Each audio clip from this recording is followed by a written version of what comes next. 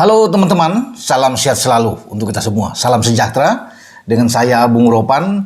Dan pada hari ini Manchester City akan memulai rangkaian perjalanan mereka menuju ke arah treble winners. Ya, kenapa treble winners? Mereka harus bisa memenangkan di IPL pada musim ini.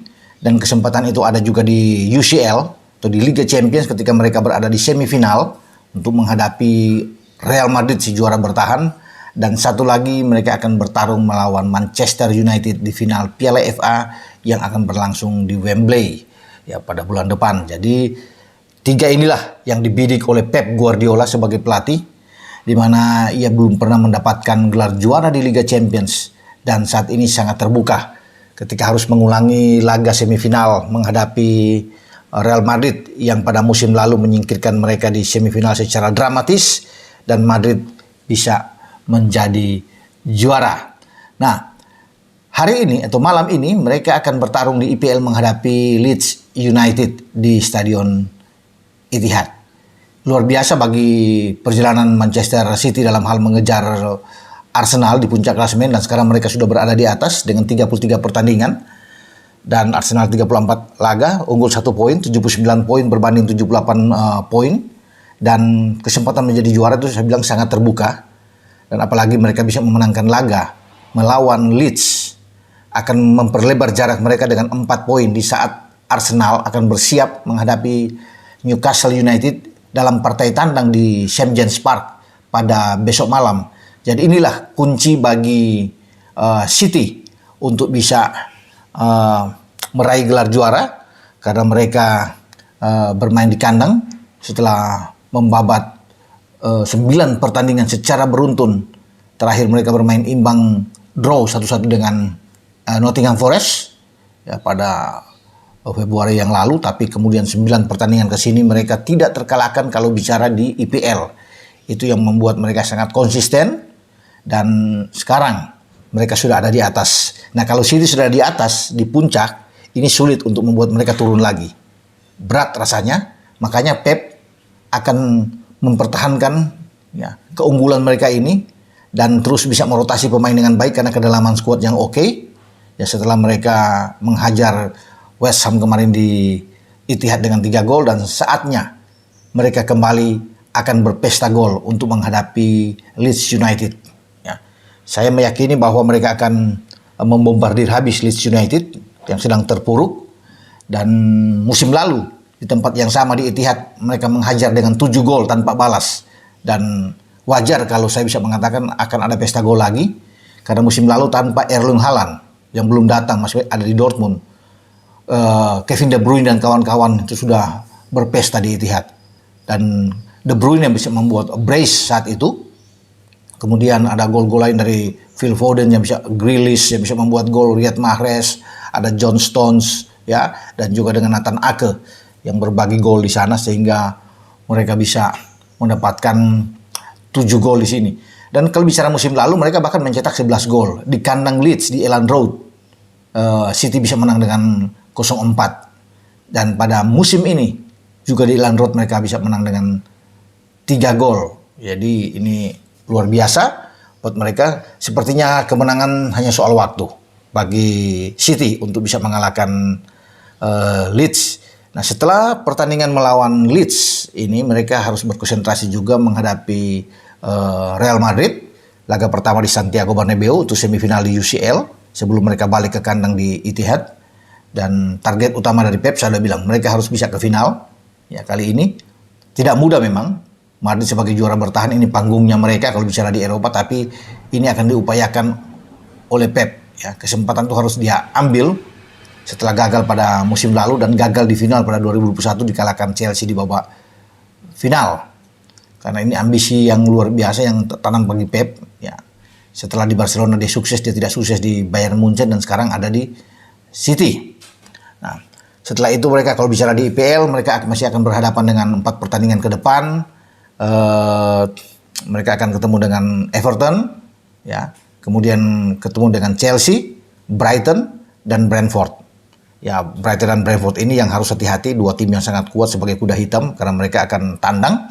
Sementara bagi Arsenal dengan 78 poin saat ini, Arsenal harus fokus di St. James Park menghadapi Newcastle yang sedang bagus, yang tetap ingin mempertahankan posisi ketiga dalam klasemen di IPL karena menuju ke Liga Champions bagi Newcastle United ini bersama dengan Eddie Howe.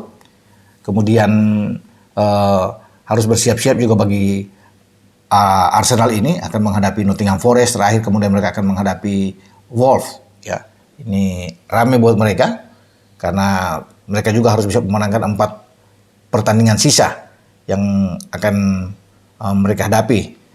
Saya rasa kalau hitung-hitungan ya ke depan dengan 5 pertandingan sisa yang dihadapi saat ini oleh City akan mengumpulkan 94 poin jika menang semua. Dan Arsenal dengan 4 pertandingan sisa, kalau menang semua itu hanya 90 poin, jadi selisih 4 poin kalau bicara menang semua. Makanya Arsenal tidak boleh tergelincir.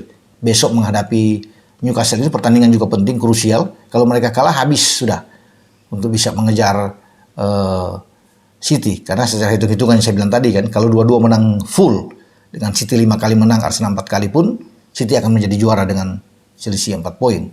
Apalagi kalau Arsenal nanti kalah lawan Newcastle akan semakin jauh dengan 7 poin selisih. Ini pertandingan yang menentukan bagi Arsenal. Sementara bagi Liverpool, mereka di kandang akan menjamu Brentford. Tidak mudah, Brentford juga sedang bagus saat ini. Dan Brentford mengalahkan mereka dengan 3 gol dalam pertandingan di Community Stadium sebelumnya. Ya, dengan ada bisa membuat gol. Bryan Mbeumo saat itu diawali dengan gol bunuh diri dari Ibrahima Konate, dan gol balasan dari Liverpool dibuat oleh Oxlade-Chamberlain. Nah, kalau bicara pada musim lalu kan mereka bisa menang, ya menang banyak ya ketika bermain di Anfield. Tapi sebelumnya mereka bisa ditahan 3-3 oleh Brentford pada musim lalu. Tapi kalau di Anfield mereka bisa menang telak. Jadi kesempatan buat Liverpool setelah mencapai 5 kemenangan beruntun yang mereka raih. Ini satu hal yang luar biasa, 15 poin yang direbut oleh pasukan Jurgen Klopp sehingga mereka hanya terpaut 4 poin di belakang MU dalam perebutan untuk bisa masuk ke zona Champions.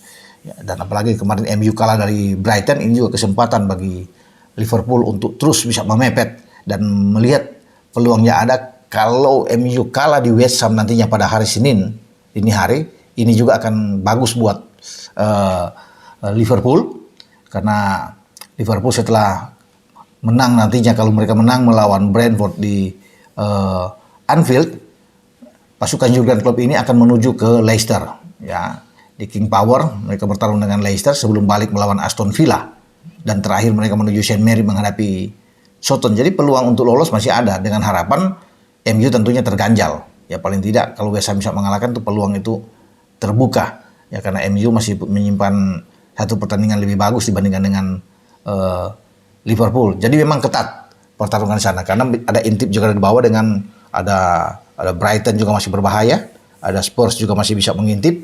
Tapi dengan konsistennya atau stabilnya penampilan dari Liverpool, saya rasa ini akan ramai, di mana perburuan posisi keempat antara Liverpool dan juga dengan Manchester United. Nah, kita akan tunggu bagaimana hasilnya akan terjadi pada malam ini. Ada 2 tim papan atas yang bermain ya, atau 2 tim kuat dengan nama besar, itu City dan juga dengan Liverpool. Ya, City tentunya saya rasa 100% akan menang melawan Leeds. Tetapi Liverpool ini presentasinya agak tipis ya, 55-45 menurut saya. Namun Liverpool punya kesempatan untuk bisa memenangkan laga melawan Brentford. Ya, sampai di sini dengan saya Bung Rovan untuk melihat pertandingan pada Sabtu ini sambil menunggu laga besok antara Newcastle dan Arsenal. Ciao.